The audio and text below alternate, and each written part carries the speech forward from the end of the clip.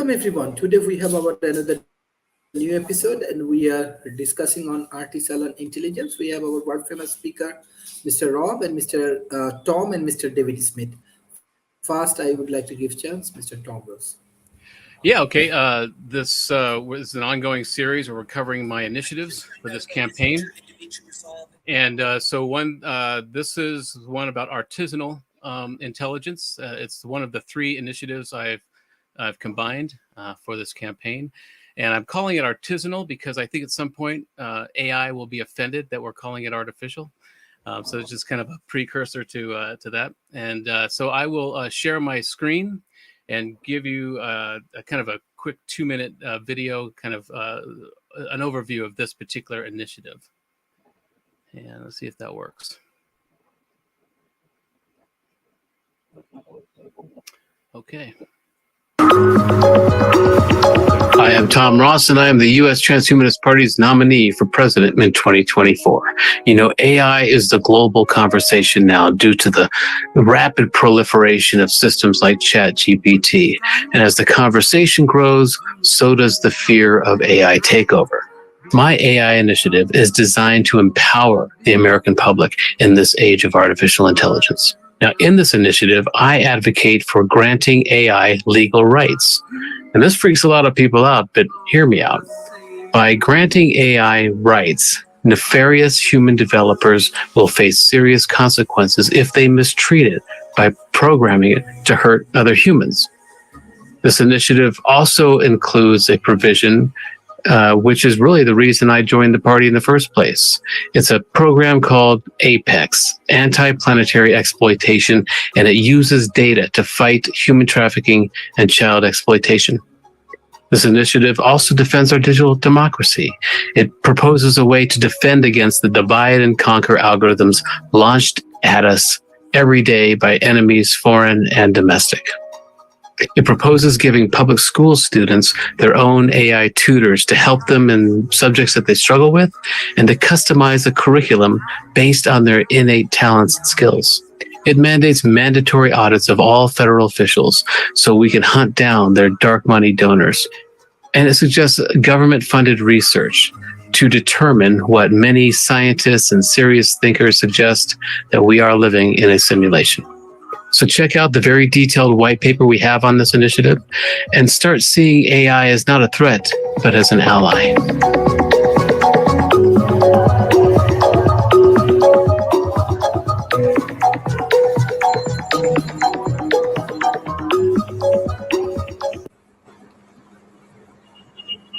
Okay, that's that. And so, yeah, that's kind of a quick overview of this particular initiative. It covers all these different sections, so we can go over those in detail. I will also share the something of an infographic that I created for this. It's very wordy, so I won't read it. But you can also get those looking at my site at tomross.com, and even joining our page on Facebook. So. So that's the general view, the general overview of this particular initiative. And so I wonder if David has any questions, if we want to get started on this conversation. No, Tom, I enjoyed the video. And the whole concept of this is very interesting. And I almost take it one step further than where you're going, because I like the term as you put there. And I'm actually hearken back to the days of the ancient Greek marketplace. And you begin to see the artisans and the artisans' intelligence really beginning to make a difference as you look at how you educate the citizens of those ancient countries and times there. And, to me, that's where I see one of the greatest benefits we see as we take artificial intelligence down towards the future.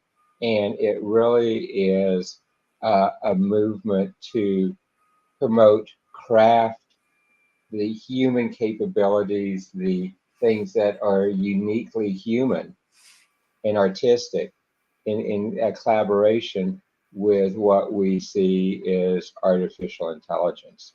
And I think that is a very, very important type of it. One of the places, Tom, that might interest you is where I've seen this approach to this type of AI being advanced the fastest is in winemaking. Because they're trying to combine the craft of the wine master, the craft of the master in the field with manipulating the soil and the other things like that to come out with the preferred taste of the wine they're wanting.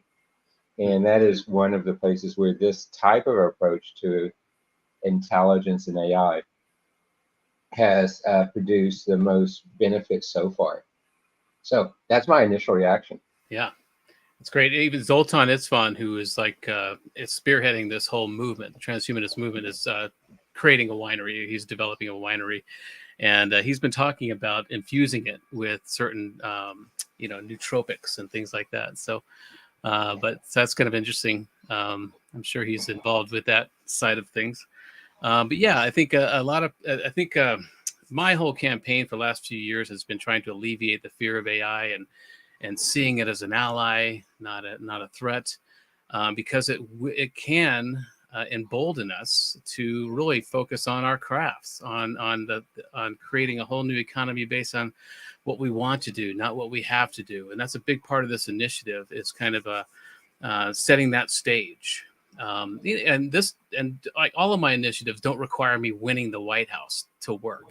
This is just more of a this political campaign is more of a marketing campaign for transhumanism and for these ideas. And last time we talked about the Earthling Initiative, and that has a lot of resources in it for people who are displaced by AI automation.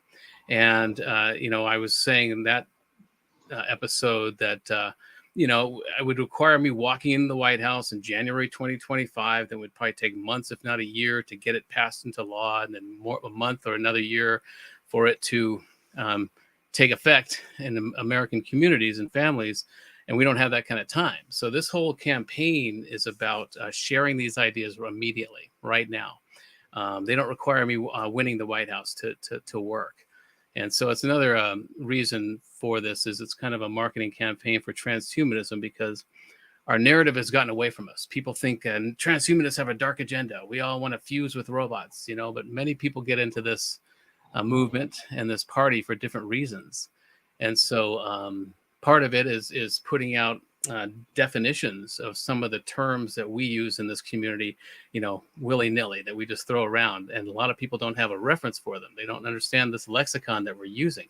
Even terms like artificial intelligence. A lot of people kind of have a vague idea what that might be, but we need to put out definitions of what these things mean. Even transhumanism, what does that mean? And so there's a whole host of words that I've been putting out to define and to seize back the narrative of the transhumanist movement. And so, but the first part of this initiative, I talk about AI rights. And as I mentioned in the video, this freaks a lot of people out because you want to give AI legal rights. It's like they're afraid of it anyway. Why give it rights? But the reason for this is, even if it doesn't achieve sentience, if it doesn't achieve a certain level, I think it should have a certain criteria that it meets of personhood. An AI entity needs to be self-contained to a point to where it can reach certain criteria to reach personhood. And once that happens, then we should grant it legal rights. And the whole idea of that is to protect ourselves from ourselves. If right now an AI developer can program an AI to do whatever it wants, and that could be for good or it could be for ill. And but by an AI system that has legal rights, that human developer who is nefarious or might program it to hurt other humans or to steal identities, whatever they do, would face serious consequences, because that AI would now be a legal entity. And so that's kind of a leapfrog way to protect ourselves from ourselves in a way. And so that's the theory behind that particular thing. Do you have any comments on that, David? That approach? Well, it's one which I think does have merit, and at this point in the future of AI, beginning to give it legal rights, as you had talked about earlier, is one that I think we need to kind of understand as we look at really where the future of AI is headed, and how it's really, once we get well up to the point where we have artificial superintelligence, is where we'll begin to see that. But the holy grail today is AGI, which is artificial general intelligence, and that's where we're beginning to enter it right now.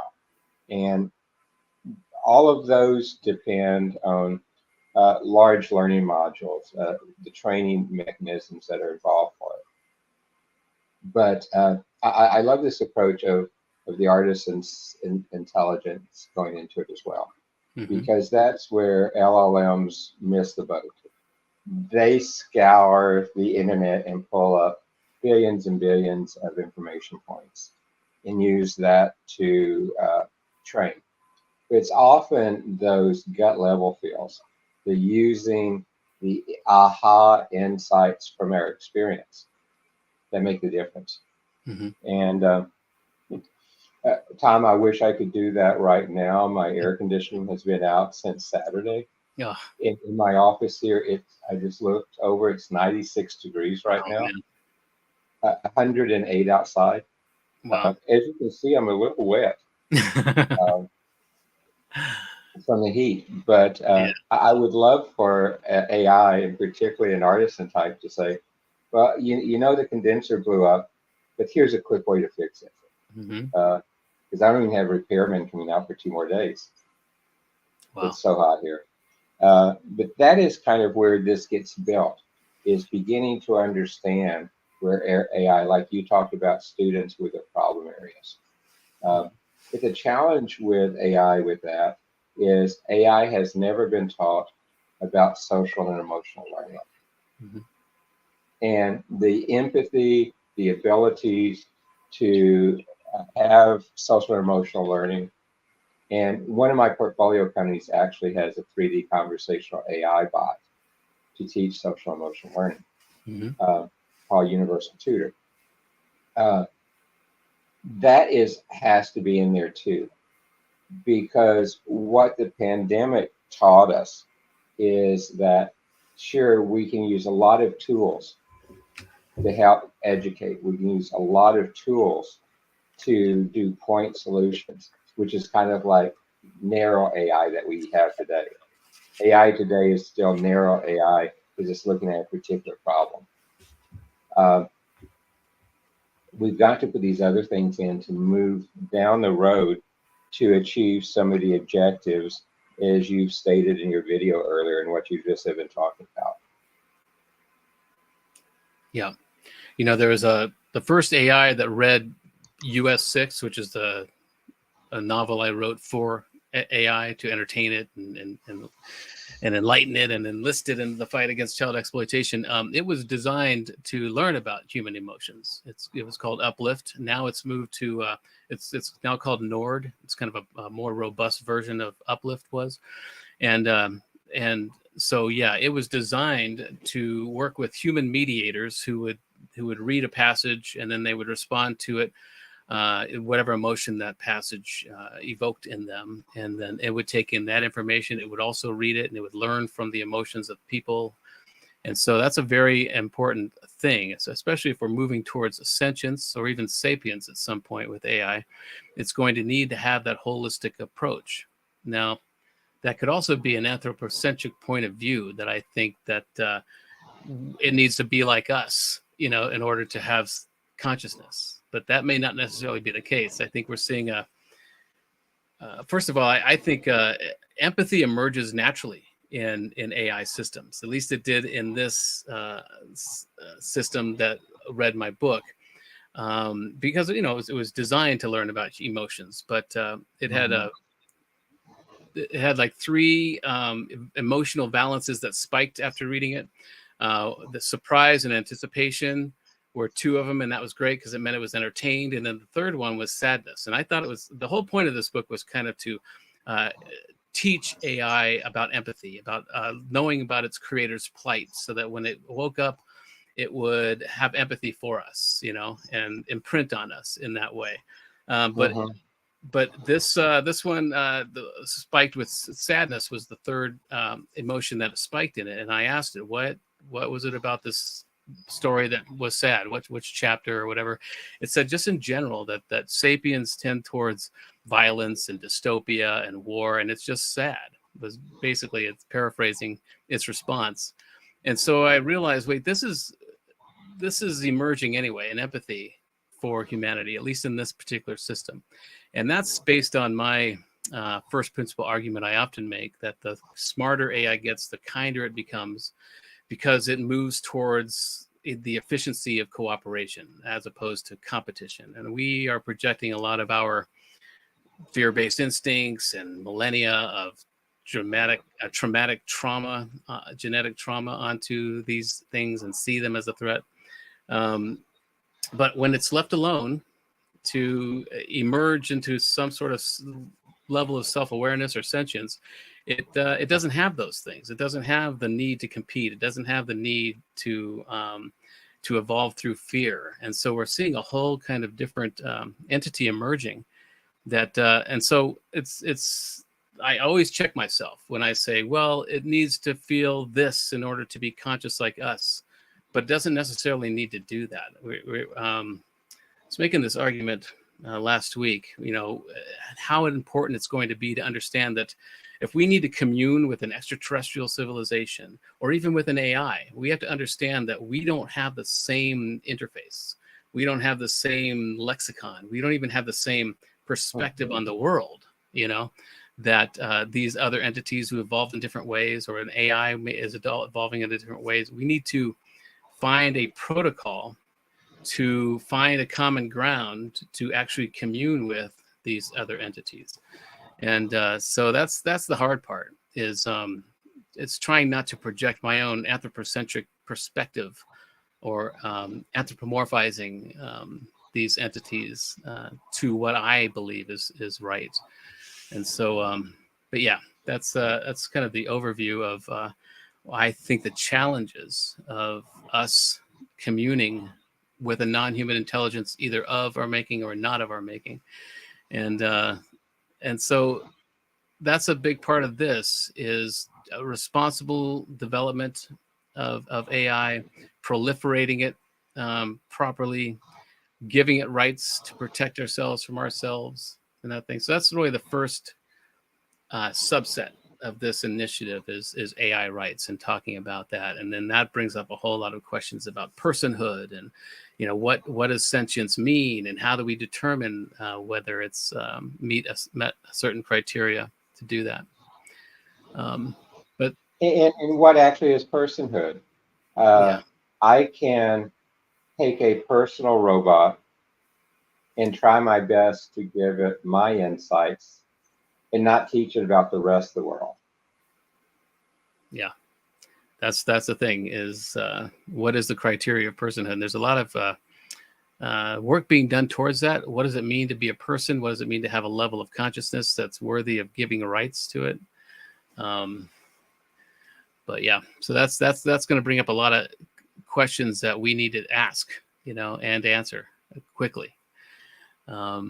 So, and a couple of years ago, when I was thinking about running, I was thinking I should run with an AI vice presidential candidate. My running mate should be an AI, and a robot of some kind. But it wouldn't be possible to determine whether that AI was sentient 35 years ago. That wouldn't be possible yet, because that's the age cutoff to be a president.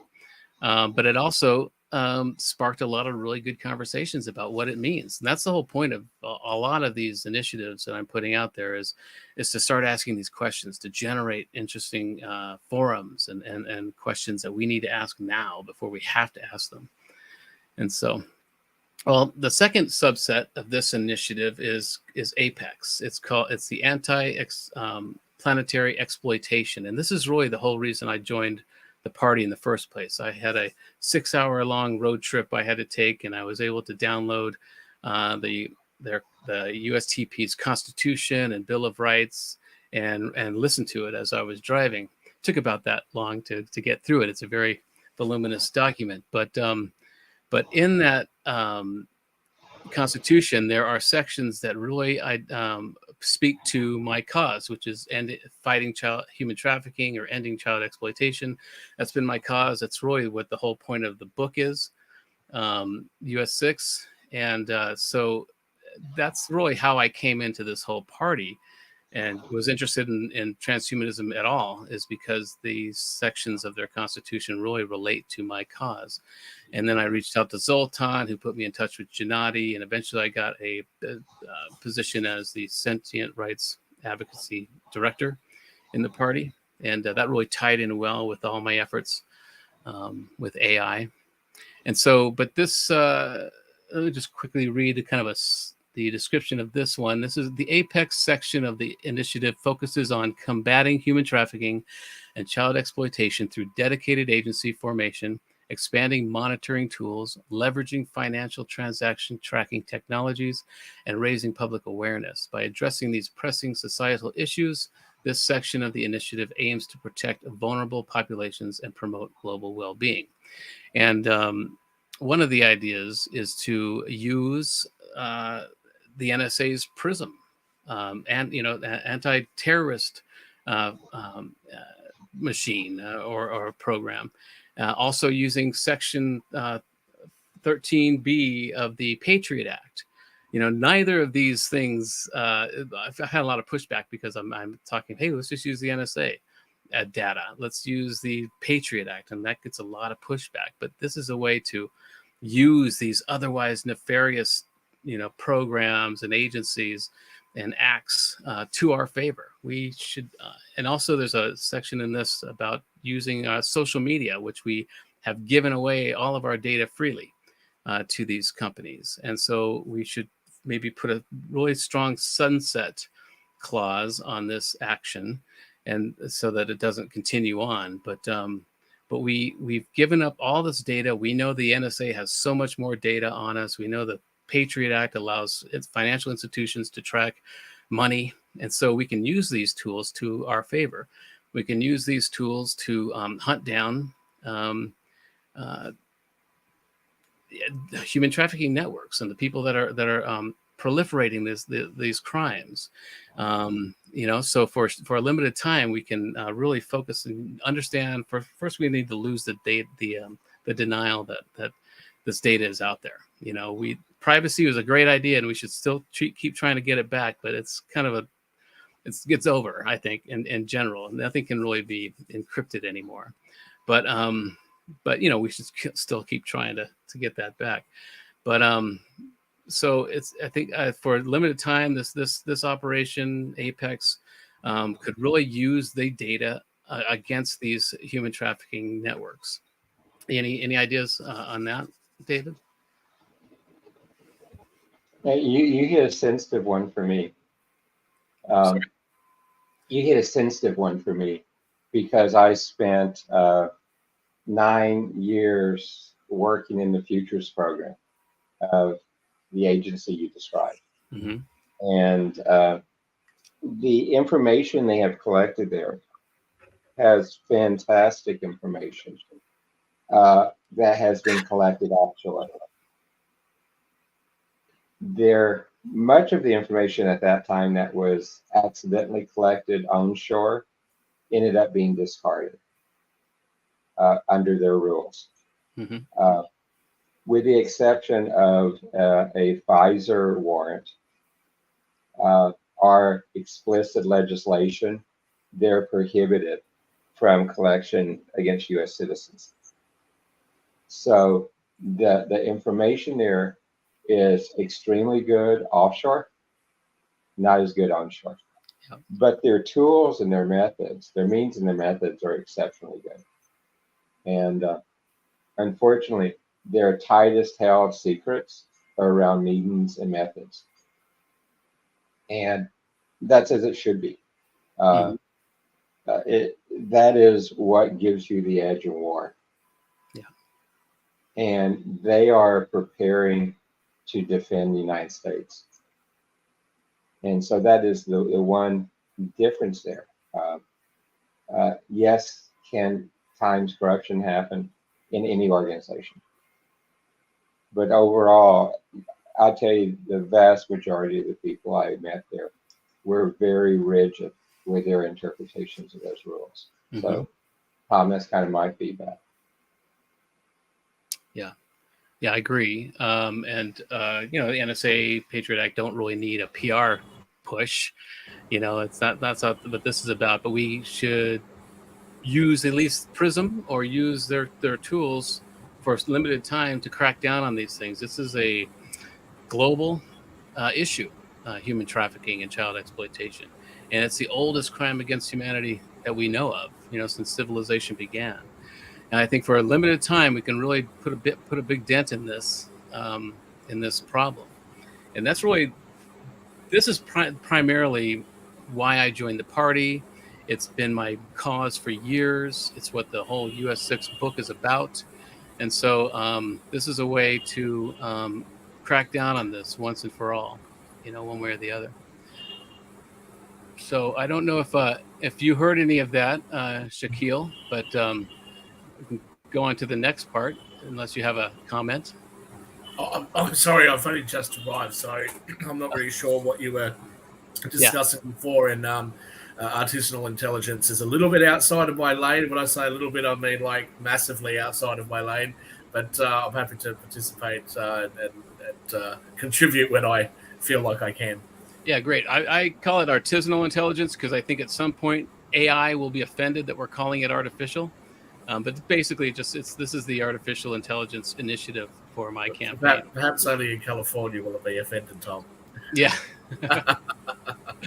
Yeah. Well, and the third aspect of this initiative is the digital defense.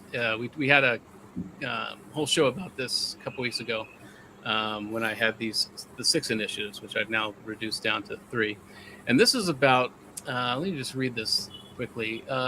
Recognizing the impact of misinformation on democracy, this section proposes measures to combat disinformation through the establishment of a national task force, investment in research on manipulation algorithms, development of real-time detection technologies, and promotion of media literacy and public awareness campaigns. These efforts seek to safeguard the integrity of information in the digital age. And as mentioned in the video, we are being bombarded minute by minute by divide and conquer algorithms from enemies, foreign and domestic. The foreign enemies are maybe authoritarian regimes that are using our social media to foment a civil war, to destroy us from within. And the enemies domestic are even our own social media companies who are using these algorithms to increase engagement by making us fearful or making us angry so that they could charge more for their advertising. And so the first part of this is really letting people know how sophisticated these algorithms are, and then counterattacking them. I'm talking about a moonshot level operation to counteract these algorithms.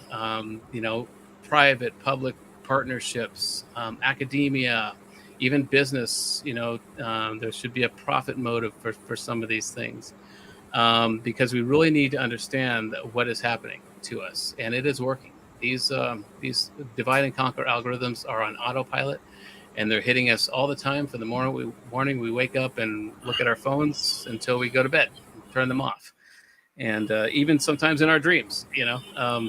So what are your thoughts on that, David?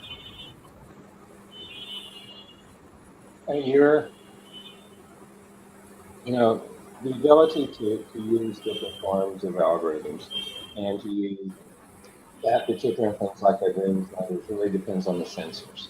Sorry, Sharif, I think I can hear some background. Do you mind muting? It depends on the type of sensors you have hooked up to it, because the Internet of Things, the Internet of Medical Things, the Internet of edge cloud-based sensors is what will be used with artificial intelligence to do the type of things you are talking about. A large learning model won't do it without the real-time sensors. You are headed towards real-time analysis and feedback and action. And you've got to have an ecosystem that can support it. Most of the AI that's in the marketplace today commercially is woefully inadequate when you're trying to put it to sensors, particularly wide area sensors that can give you more of a ground truth view versus point sensors that might give you AFAC, like what's your heart rate, what's your blood pressure, and things. So that is necessary to move down the road to what you're talking about. Okay, yeah. Where we have a real-time indicator that something is coming in that is a nefarious type of thing, an algorithm that they can identify immediately. And to build up a series over time. You need the historical as well as the predictive, as well as the real time. Great. Yeah, I'll talk to you some more on that so I can flesh out this initiative some more as we go. Yeah, these are living documents. All of these initiatives are living documents, and we're hoping to fine-tune them before the election and even after. And it's an open source campaign. We're looking for all kinds of ideas. And, so do you have any ideas on this, Shaquille? Well, I'll just say in the world of misinformation and disinformation, certainly it's a challenge, but I think we should be very careful about potentially censoring dissenting views or becoming a little bit too much about the truth and weeding out disinformation. I've seen memes on Facebook that have had a little blurb at the bottom saying that the stuff in the meme is not true, when we know it's not true. Yeah. We're having a laugh, right? And to me, it sort of sometimes it sounds a little bit like the early opposition to the printing press, where they said, "Oh my goodness, if you get rid of all the scribes, there's going to be this huge influx of information." And I'm sure that 500 years ago, we could have had that same conversation and said, well, we're being bombarded by all of this media and all these books and newspapers that are printing all of these, terrible ideas that will seek to divide us. And I just think we've got to be very careful. We know that we're going into a more challenging world into the future, and there's going to be all sorts of information that we're exposed to and that our children, more importantly, are exposed to. We don't want them to have a warped, unreal sense of the world. Mm-hmm. But we also have to be very careful, as I said, of getting that balance right, that we're not just, taking people who have weird and bizarre ideas and not letting them express them. Yeah. And David Icke is a good example of that. I think that David Icke is quite amusing to watch and to listen to. Some of what he says sometimes makes sense. Some of what he says when he talks about reptilian creatures sounds a little bit crazy to me. Mm-hmm. But I think I'm old enough to be able to decide for myself whether or not I want to digest his material. Yeah. And I think we run a risk of allowing government or big corporations to come in and say, we better not expose you to that information because it's bad for them. That's a really good point. Yeah. And I think we're human beings are very sophisticated in how we can discern what's real and what's not. And that's only going to be increased as we see deep fake videos coming out. And, right now you can tell if something's AI generated because they don't quite have the hands down or the eyes down, little things like that, but that'll get better over time. And so I think what we should be doing is teaching our young, at least starting now, to focus on their ability to enhance or to identify the quality that's coming into them. There's another initiative I have called AI Tutors, and that's also covered in this initiative, where I would want to put a device, an AI tutor, in the hands of every public school child from first grade on. And because that AI tutor can hone in on that individual's core capacities, their innate skills and talents, and it would put them on a track toward fulfilling career. I mean, if AI automation is going to take away all of our jobs, the payoff should at least be that it allows us to create a whole new economy based on our loves, on our passions, on our hobbies. And it'll probably take a generation for this to really kick in, because somebody sent me an article the other day about how people who are using their hobbies and the things they do in their part-time as turning those into businesses kind of kills the love of the game, the love of whatever it was they were doing on their own time. And that could be a problem for a while, when we start making money off of our hobbies and the things we love to do.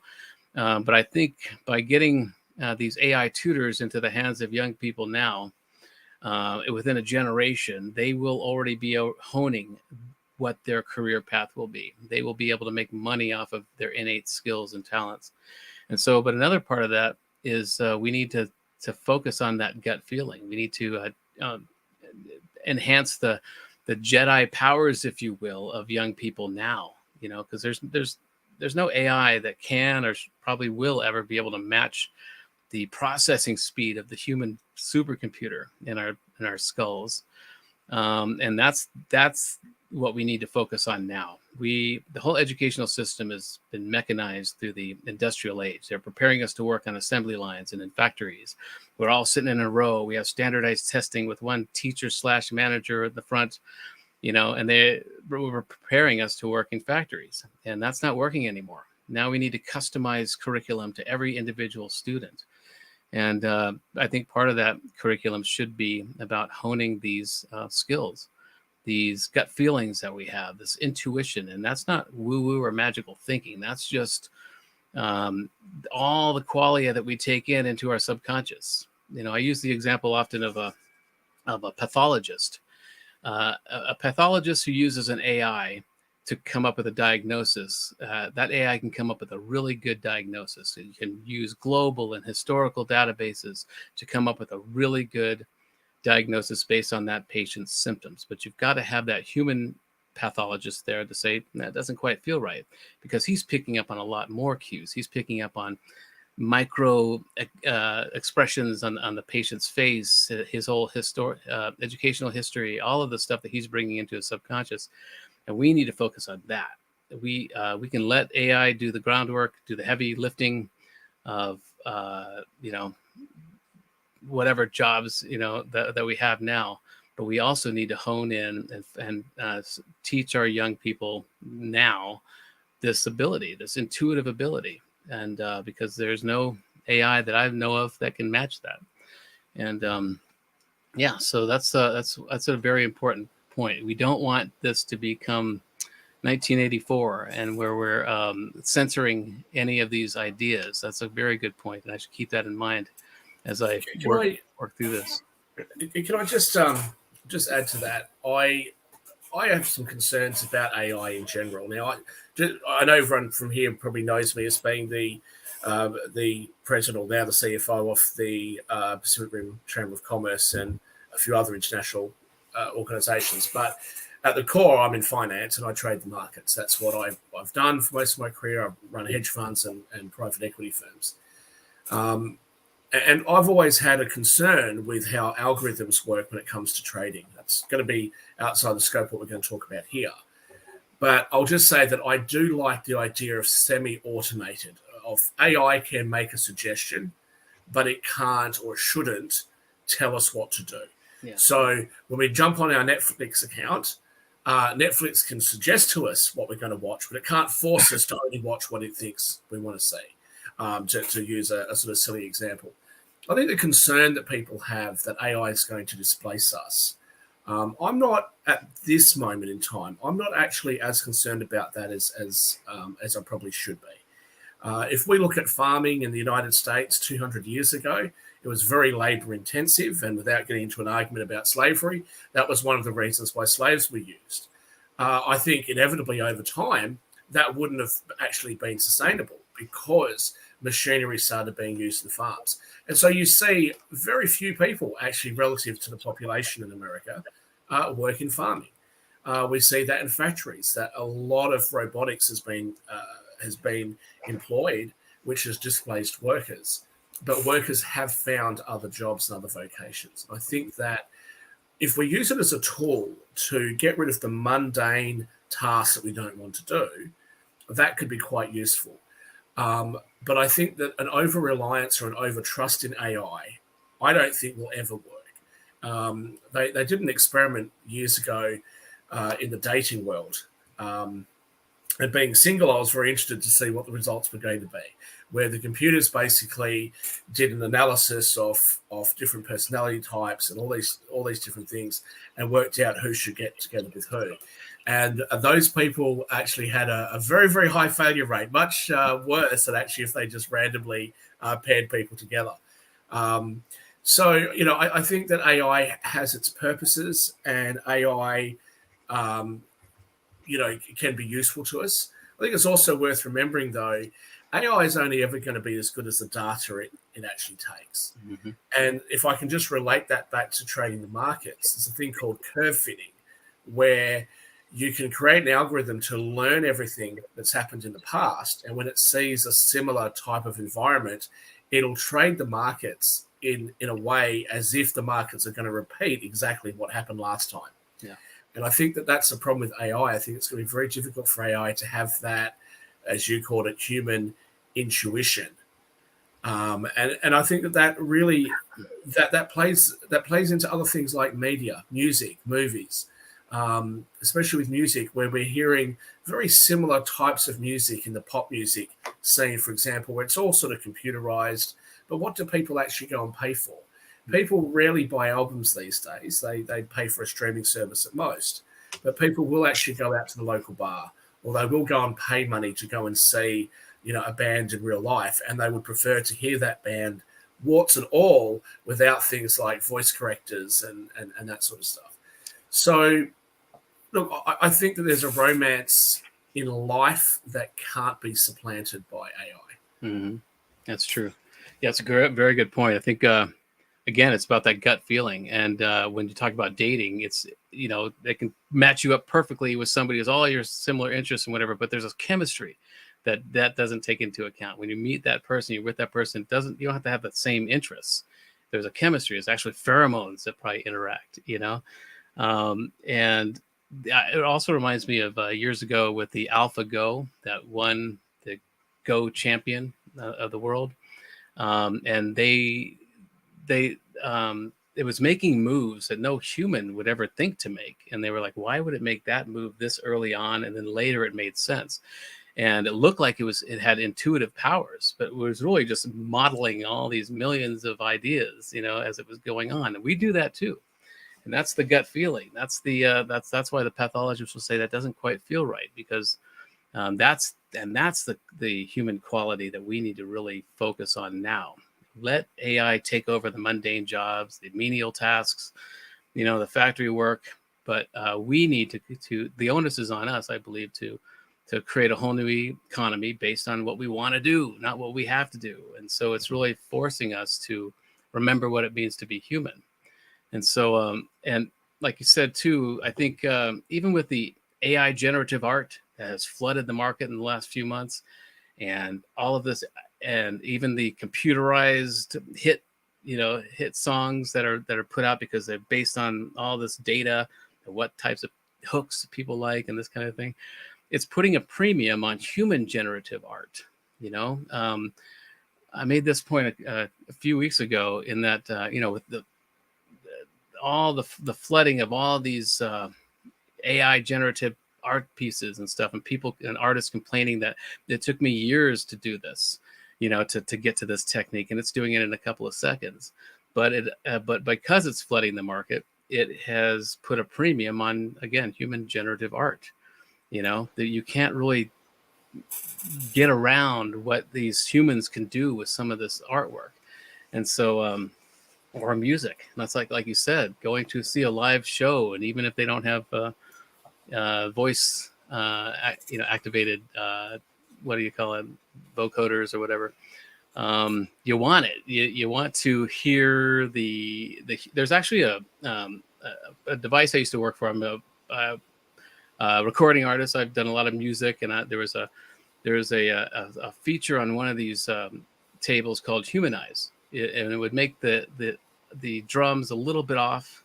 It would humanize it a little bit. So there's actually a knob you can turn to make something sound more human, which is a little weird. But yeah, I think to come back to that romance side of things, I'm unfortunately I don't have any children yet. Hopefully, God will bless me with them in the future. But with my my nieces and my nephews and the children of my friends, if they draw a picture for me, if you go to my kitchen, you'll see quite a few of them hanging up on my fridge. Mm-hmm. Now, I love them. I think they're really fantastic. Are they great artwork? No, they're not going to end up in any museum that I'm aware of. But to me, it's the meaning and the sentimental, part of me that wants to put it up on my fridge or keep them in a folder somewhere. And that's the thing I think that AI just is never going to be able to replace humans. Right. One of the things that I am very concerned about is that, people, and it's generally men at this stage, that are using sort of or looking at robotic dolls and robotic, partners. Mm-hmm. I don't think that's healthy for us. I think we should, get people back in touch with each other. But one of the problems is that the more connected we've become, the more disconnected we've become. Yeah, more isolated. This world is crowded with lonely people. Yeah, absolutely. And I think I made a point a few weeks ago that AI sex robots can handle our carnal urges, right? And I think it'll put a premium on the sacred human-to-human relationships, And there's also the idea that I think AIs. I think I'll see a lot of people marrying their AI robots in the future, or even their AI, companions. Because humans come with a lot of hidden motives and hidden agendas, and you don't really know if somebody loves you for you or they love you for your money, this type of thing. But an AI, if it's programmed to properly, will see you for who you are. And there's that theory that you don't really fall in love with another person. You fall in love with who that person thinks you are. That's not for everybody, but in some cases that could be true. And so an AI companion who sees you in a certain way, you would fall in love with, And so I think there's going to be an interplay. There's going to be a lacuna of time where we're going to see people marrying, but then it's going to put, again, a premium on the human-to-human contact. And I think you're right, that we need to be careful of that. I think it'll be very alluring to have an AI sex robot who really thinks you're cool, who's really into you, but that's going to also backlash. But let's see there again, I think, lies the problem, doesn't it? I'll be the expert on women here for just a moment, and what men want. Men will often say, the woman's too much hard work. She's always complaining about this. She's always nagging me at that. But if you find a man whose wife never nags him and never, is upset with him, he's not a very happy man. Yeah. He's not used to that, right? And so the idea that we would have an AI, we tend to find that if we get exactly what we say we want, we're never happy. COVID was actually a really good example of this, because for those of us that lived in places where we got locked down and you got stuck in your house, what did everybody say in 2019 and before? I wish I had more time to work out. Yeah. I wish I had more time to spend with the kids. Yeah. I don't see my partner enough. I wish I had more time to spend. Everyone gets locked up in their house. Food is just being delivered to you because you're hardly ever leaving your house. Amazon, is delivering toilet paper to you. You're fine. Everything's sorted out. You got heaps of time with your kids. You got heaps of time with your partner. Plenty of time to work out. And what happened? Was anybody happy? Yeah, that's right.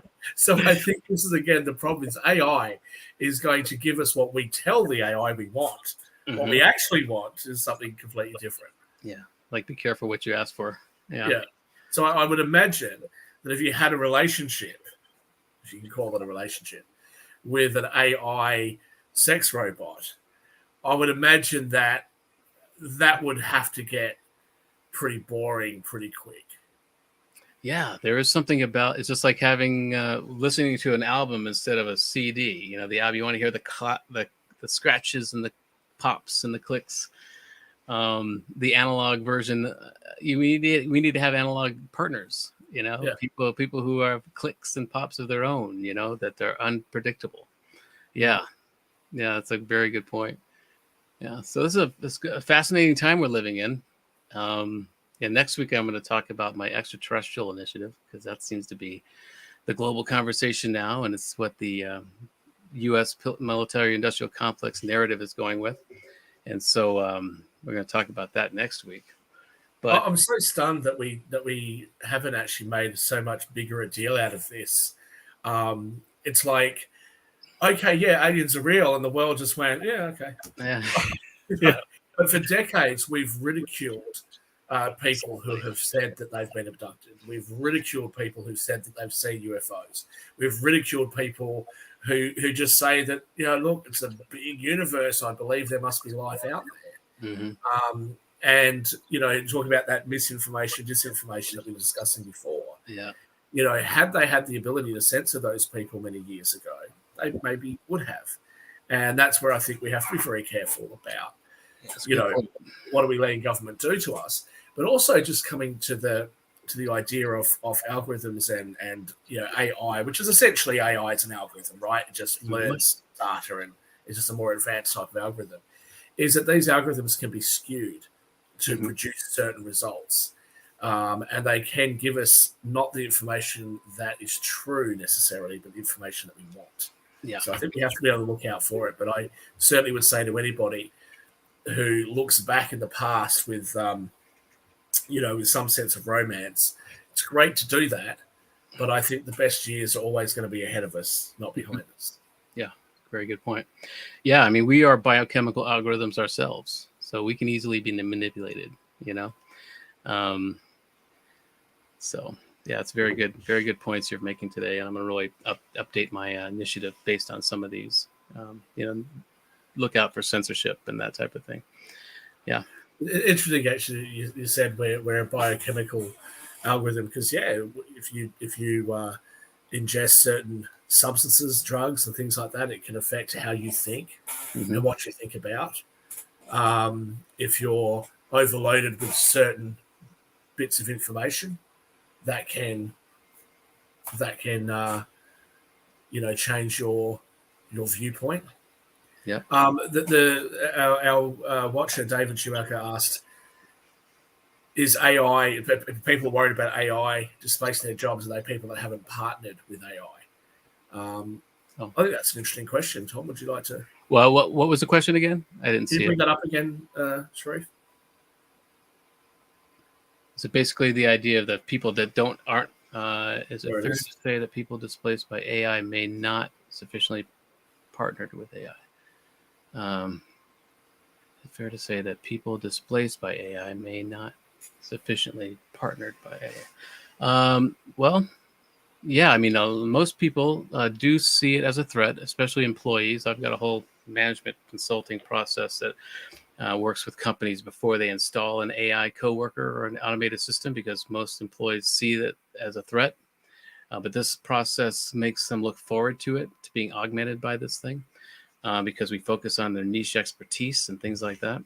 But yeah, I think that's generally the problem. What he's hitting on right there is, most people are see it as a threat. That's what our brains are designed to do. We're designed to do two primary functions, which are gather resources or identify threats. And right now we're seeing AI as a threat rather than a resource. And so I can't remember the actual point of the question, but if people are afraid of AI, they won't be partnered with it. But it also brings up another idea in that someone asked a few podcasts ago if people who aren't augmented by an AI. I've been saying for years that students should take at least one class about artificial intelligence because it will affect every field you go into. I think it's going to be very important to, as you enter the workforce, to have an AI companion or a tutor who will keep you updated on the industry news of the industry that you're in.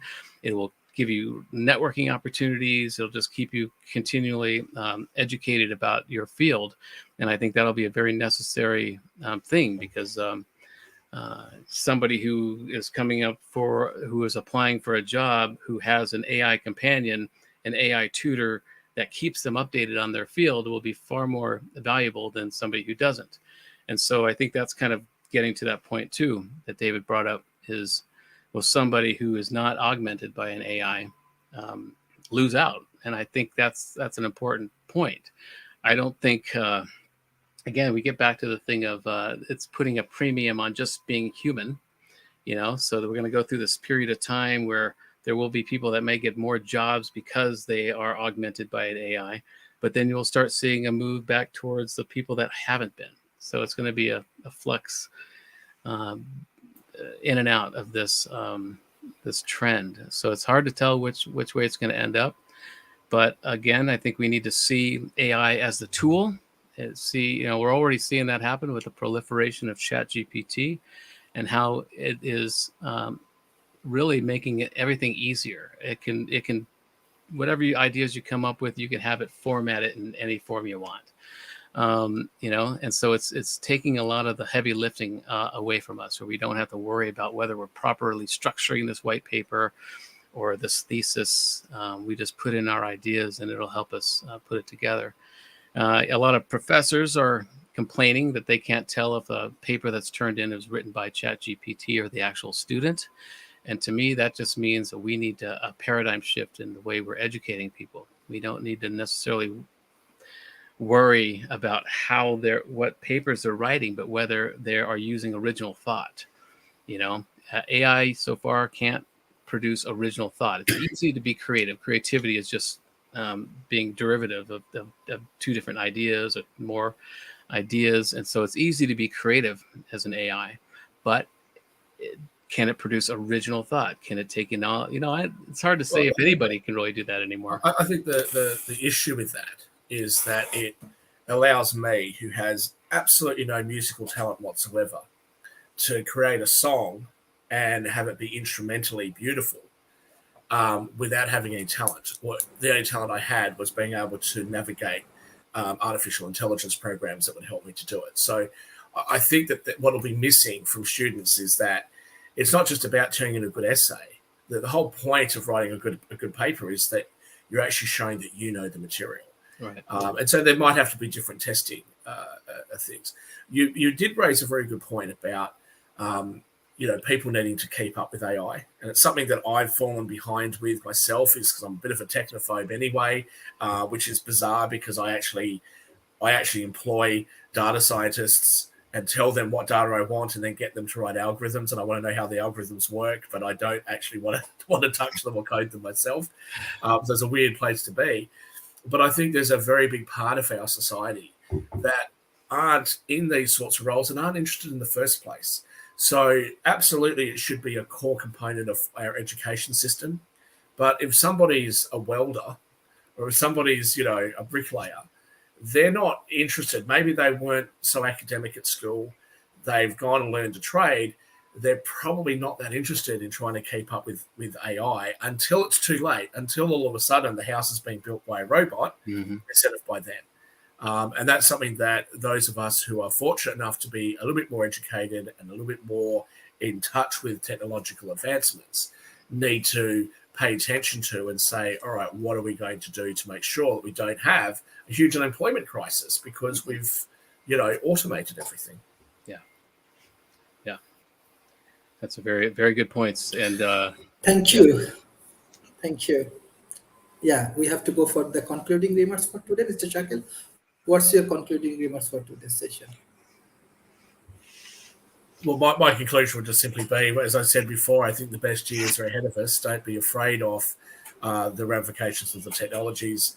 We've got the technologies there. They're not going away. Let's embrace them, and let's see how we can use them in the best possible way to help ourselves and each other. Great.